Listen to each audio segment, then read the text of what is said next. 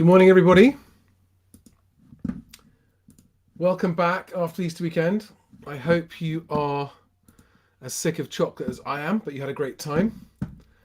Thank you very much to everyone who watched me last week. Last week was my first week, and we are now streaming live this morning on LinkedIn, YouTube, Facebook, and Twitter, and across all four of those platforms. Almost 200 of you watched Thursday's breakfast show, BestAgent breakfast show with me, Charlie Lamdin. So welcome. Please say hi if you're watching in the comments.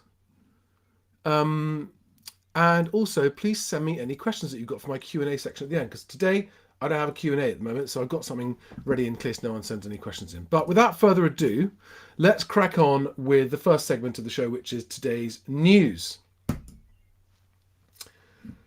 So, in today's news, this is quite funny.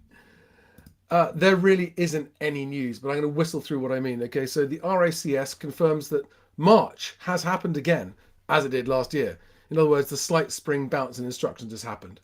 So that's news on the negotiated website, but I'm pleased to see that they've actually had a bit of a laugh about that. That's quite funny, and confirmed that it's spring.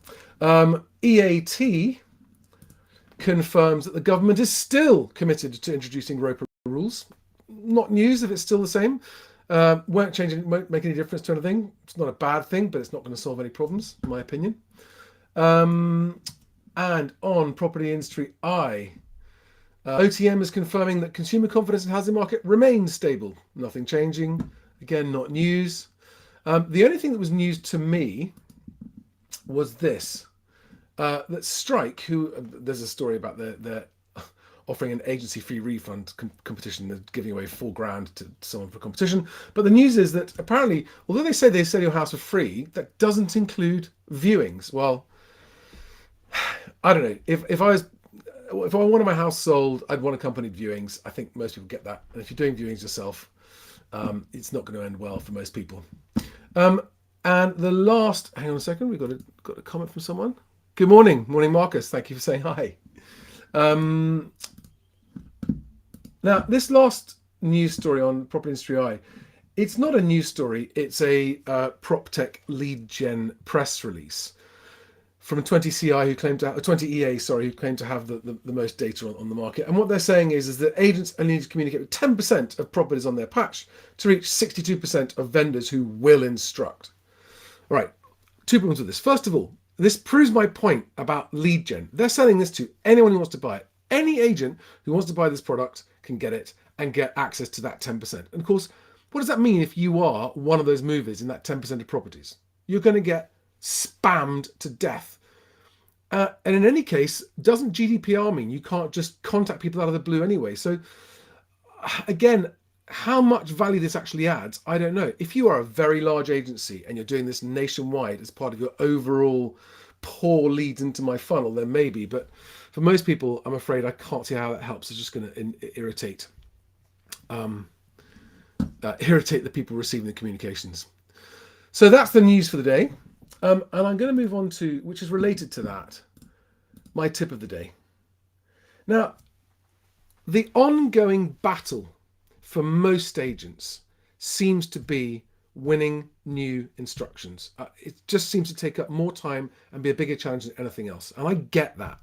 That's because 10% of agents who just absolutely pour money into LeadGen to just get all the leads and get about half of them, leaving the other 90% to fight over the other 50%, which is it's a constant scrabble, means that a lot of good agents have to spend a disproportionate amount of time just to get enough new business to keep their head above water. There is another way.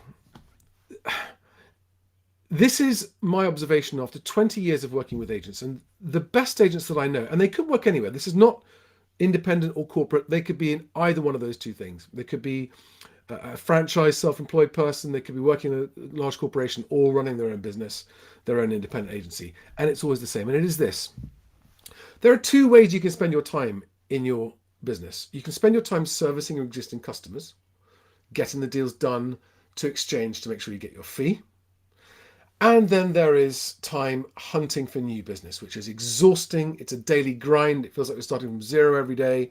And yes, you can build up some momentum, but my God, it's exhausting. And the return on investment of your time when you're doing it like that is just demoralizing at best.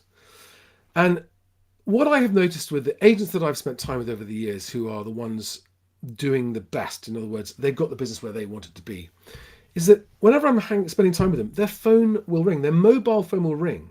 And as often as not, it's a new client calling them up to say, hi, so-and-so gave me your mobile number and said, you're the only person I need to talk to sell my house.